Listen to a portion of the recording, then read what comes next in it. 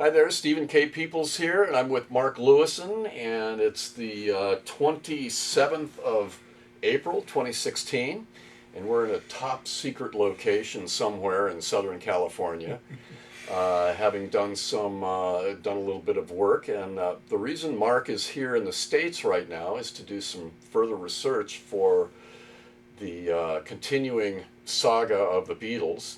Yeah. And you're working on the second volume Yes, that's right.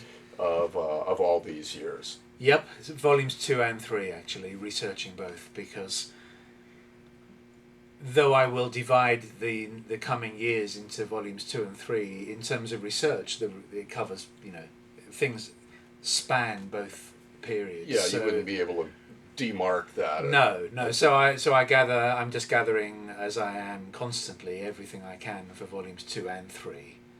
But I will write volume 2 first. So the last time we talked was in 2013 when Tune In had just been published. Yes. And you were here in the States for a little promotional tour on that, and then. This is the first time you've been back to the States for research. First time I've been correct? back here. I had a research trip to Cleveland. Was it Cleveland and Cincinnati and where else was I? Cleveland, Cincinnati, and somewhere else last year. What were you researching in Cleveland and Cincinnati? Cincinnati has a fantastic public library which has a tremendous collection of original newspapers and magazines in bound volume form, not microfilm. Right. Things that you can't see on the internet. And I like to look at, I do a lot of reading of contemporary newspapers and magazines. So I went there for that, and Cleveland has the Rock and Roll Hall of Fame. Of course. And the Rock and Roll Hall of Fame has an annex, which is a library and archives, which is open to the public. Although it seems not many people go there, at least not when I was there. It was fairly quiet. But they have a fantastic collection of original materials, which are, I think if you're writing any book on rock and roll music or popular music per se, then I think you need to go there. What did you find there that you wouldn't be able to find elsewhere? They have, America is has a refreshing mindset on the part of people who have had a long run in the business of things, to donate their papers to an academic institution. So it turns out that quite a few people who have been instrumental in the history of rock and roll in its broadest form, all forms of music, donate their collections, their papers. We're not talking so much released records, although they do have everything there, it seems. But papers of executives, for example, the papers of Mo Austin, who ran Reprise Records and then Warner Brothers Right. for so many years, one of the bastions of the American music business. He has donated his entire collection of personal papers. And he was one of the true music men in the business, as opposed to a lawyer or a bean counter or whatever. Yeah, that's right. And I'm looking for anything that is authentic and original. So to see Mo Austin's inter-office memos and contracts and things like that, always you can learn a lot from these things. Did you see the big button? I didn't see the big button. I think he still got that. Yes, okay, good. So that's just one example of what they have. They have outstanding collections of American underground press there. There was a wonderful publication from 58 to well into the 90s, I think, and maybe even beyond then, called Bill Gavin's Yes, Bill Gavin's Radio Report. Which was in its earliest form, it was a twice weekly roneoed It's a tip newsletter, a tip sheet. Yeah, he would painstakingly type this thing on an old duplicator, and then they would be run off on a machine, and then distributed to anyone who subscribed. I've been looking to see those for years because I felt they would give me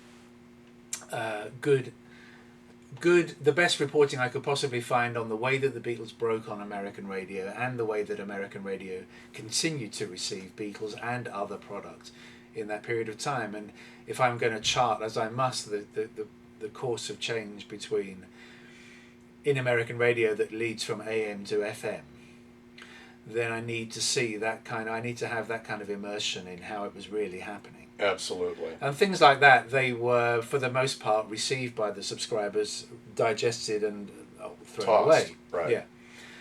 But an amazing collection of them is at the Rock and Roll Hall of Fame, courtesy of Ben Fong Torres of Rolling Stone, Yep. who subscribed and kept them, and then has donated his entire archive to the Rock and Roll Hall of Fame. So when I go there, it's you've got Bill Gavin's radio report. There they all were.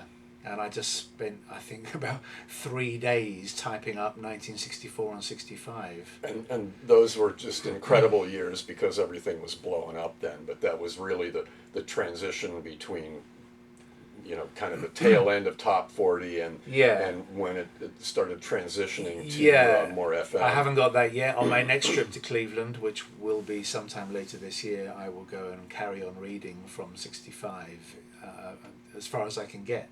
Quite a time-consuming thing, and at the end of the day, how much am I really writing about US radio? Enough that I need to know, but it won't be more than a few paragraphs, but that kind of work is time-consuming. Well, there's no quick, easy way of doing it, and if there was, everyone would have that information. As it is, it's hard to find, so you're on your own. Well, I think the role American radio played in the Beatles' explosion is pretty significant. Yeah, and I now have that. The end of the 63, early 64 period to look at those newsletters was revelatory to me. Definitely. Yeah. All right, so So I have been back is the long answer to your short question. Yeah. And this trip. Yeah. What was your mission on this trip to the West Coast here in April 2016?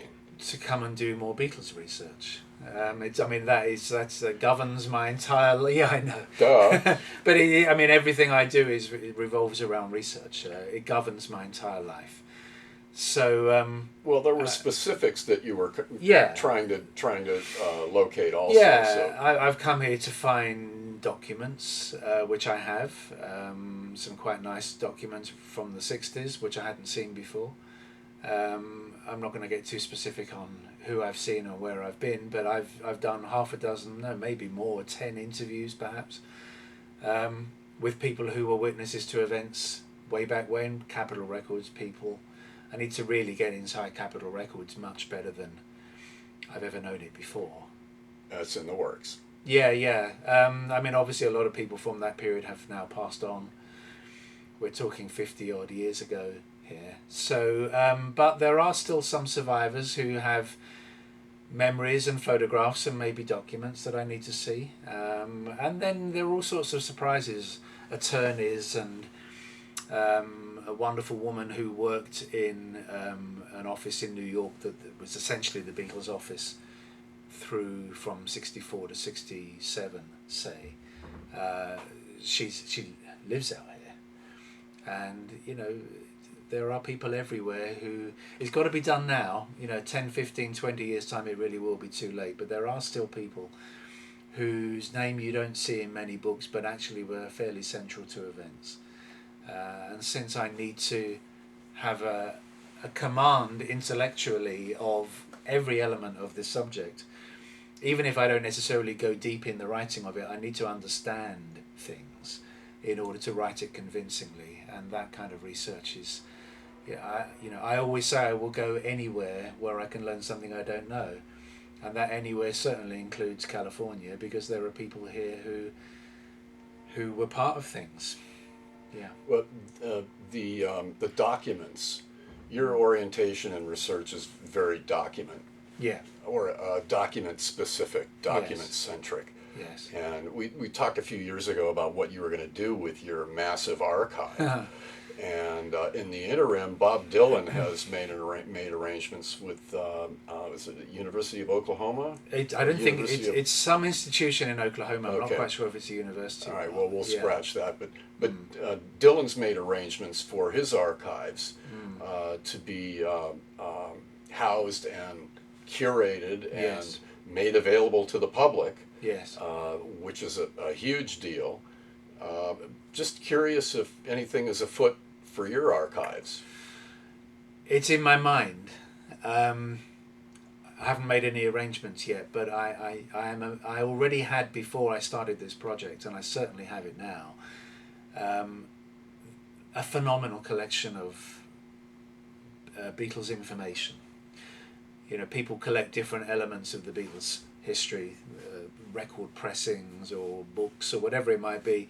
My principal area is pieces of paper.